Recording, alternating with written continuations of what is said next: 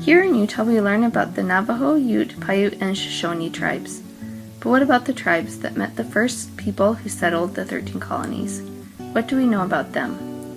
There were about 6 tribes that inhabited the area that would become the 13 colonies.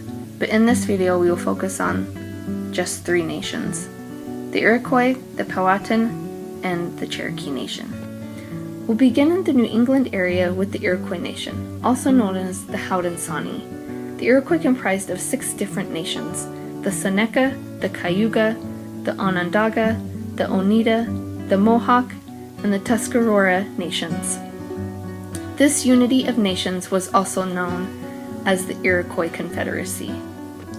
In the Iroquois Confederacy, there was a common council composed of village chiefs and 50 peace chiefs. These chiefs were elected by the senior women of each nation. Every represented tribe had 1 vote, and the votes had to be unanimous in order for the council to make decisions. The Iroquois were a mix of horticulturalists, farmers, fishers, gatherers, and hunters. The plants they grew were corn, beans, and squash. They also tapped the maple tree for sap and boiled it to make maple syrup. The Iroquois were a matriarchal clan system. This means that the women led the different clans that were part of the Iroquois Confederacy. The women had the power to appoint leaders to the council, and if the leaders became corrupt or didn't listen to the people, the women had the power to strip these men of their leadership. While the men made decisions on war, trade, and hunting, the women made the decisions on land and resources. We now move south to Virginia and the Powhatan Confederacy. The Powhatan were made up of many different nations who governed themselves as separate republics until the 16th century.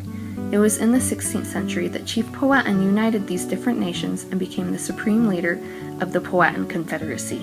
The Powhatan grew their own food in gardens. They grew corn, tobacco, and other crops. They also hunted deer, bear, raccoon, and other wildlife. The Powhatan lived in longhouses made of bark, trees, and branches. The women were the ones who built and owned the longhouses.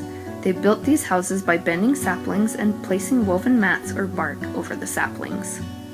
We now move further south to the Carolinas and the Cherokee people.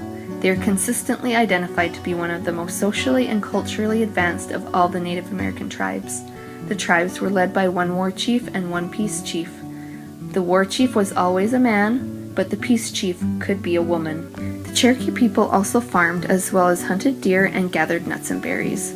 They grew corn, sunflowers, beans, and squash. Their food consisted of cornbread, soups, and stews. Like the Iroquois, the Cherokee men and women shared leadership roles in the tribe. The men were in charge of war, hunting, and diplomacy, and the women were in charge of farming, property, and family. The men made the political decisions and were the chiefs in the tribe. The women made the social decisions and were the landowners in the tribe.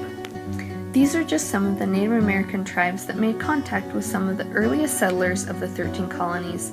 These tribes not only had a huge impact on how the colonies did when they settled here, but helped with how democracy would be formed in America.